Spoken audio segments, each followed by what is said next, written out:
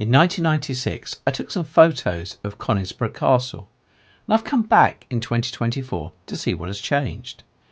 And there has been some change. We can see how guidebooks have moved on and what an admission ticket used to look like. Remember them? I will try and highlight some interesting features and provide a bit of history, as well as some visiting tips. Please stay to the end for all the detail. I hope you enjoy. Please like and subscribe. Thank you for watching Eclectic Experience, change seen through images. Conisbrough Castle is located here, about 6 miles from Doncaster, in Conisbrough, South Yorkshire. It is a medieval castle. It was one of a chain owned by the Warenne family from Normandy, and they were rewarded them for services by William the Conqueror. The stone keep which we see now was probably constructed around 1170 or 1180, and the remaining stone building shortly afterwards. The round keep was unusual, as in the 12th century most keeps were square or rectangular. This is a Grade 1 listed building and a scheduled ancient monument. To provide some context, using a timeline of monarchs, the original wooden castle would have been constructed around the time of the Norman conquest, William I. The stone keep, late 12th century. This would have been in the time of Henry II or Richard I, otherwise known as Richard the Lionheart. The castle played a part in the War of the Roses, being a Yorkist stronghold, but it then fell into neglect, and by the time of Henry VIII's rule, it was considered ruinous. The castle became popular in the 19th century as a result of a book, Ivanhoe, by Sir Walter Scott. This is where the castle with its distinctive round tower was used as a setting. Ivanhoe has been made into multiple film and TV series. In fact, when I first visited in 1996, the castle was administered by the Ivanhoe Trust. It is now reverted back to direct management by English Heritage. Out of interest, in my old guidebook, I found these tickets. Looking at this first picture from 1996, we can see the entrance and in the background the old signage. More significantly, we can see that there didn't used to be this metal fence, and the banks used to be grass rather than the current wild nature.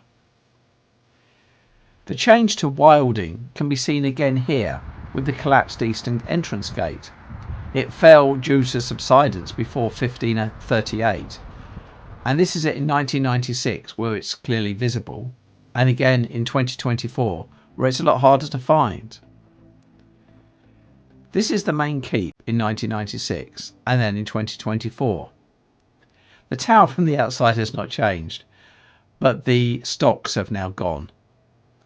There is an interesting stone on the ground that I photographed in both years. Looking at this medieval picture from the guidebook, I believe this looks like it is one part of a large pestle and mortar. Inside the keep, this is the view of the chapel. There's been no real change, and its magnificent ceiling can still be seen. As an aside, when I was there this year, there were kestrel chicks nesting on the window ledge next to the room. This is the view from the top of the castle in 2024, including in the distance the railway line. Looking on the wall itself, there were actually ovens on the top here, which was another unusual feature. At the base of the keep there is a massive windowless area, with a well further beneath that as well, and it's all under a grated frame. It has lights to illuminate it now, so that all the coins that have been thrown down can be clearly seen. Originally this was probably used as a storage area. In 1996, obviously it was still there, and there was a ladder and ropes in situ, along with a lot of locks, though I don't think the ladder was for visitors. Leaving the castle and going down to Coronation Park below, in both years, as well as the castle from this angle, we can also see the stocks, which interestingly now have locks on them. These stocks are late 18th century and are themselves Grade 2 listed.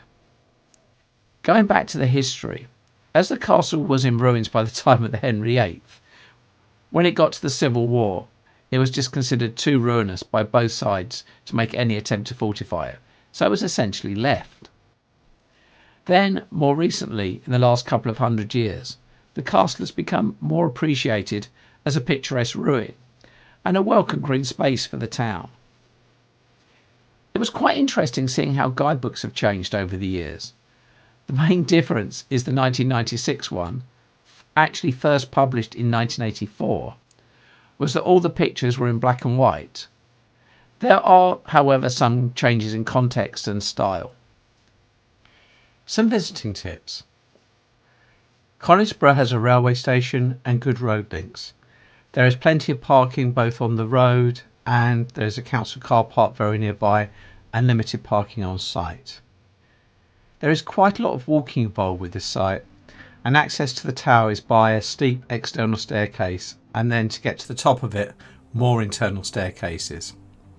It is now fully administered by English Heritage and there is an admission charge. This is a wonderful castle with very knowledgeable and helpful staff. Well worth a visit, especially for the Ivanhoe links. I hope you've enjoyed this video. I'll be making more similar ones, so please like and subscribe. Thank you for watching Eclectic Experience, change seen through images.